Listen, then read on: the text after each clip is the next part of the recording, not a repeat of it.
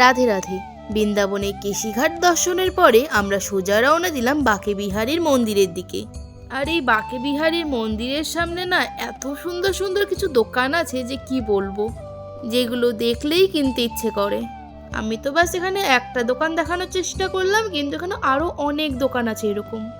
Finally আমরা পৌঁছে গেলাম বাঁকে বিহারী মন্দিরে। আর জানো তো এখানে একেবারেই ফোন অ্যালাউ ছিল না, আর যার জন্য আমি মন্দিরের বাইরে থেকেই তোমাদের দেখালাম, ভিতরে গিয়ে আর দেখাতে পারলাম না। সেখান থেকে বেরিয়েই পাশেই ছিল রাধা বল্লভজির মন্দির, সেখানেও ভিড় ঠেলাঠেলি করেই ঢুকতে হলো। শেষমেশ রাধা বল্লভজির দর্শন পেলাম। তোমরাও তাড়াতাড়ি দর্শন করে নাও। আর ভিড়টা জাস্ট দেখো, এই ভিড়ের মধ্যে ঢুকে পুজো দিয়ে তাও বেরিয়েছি জানো।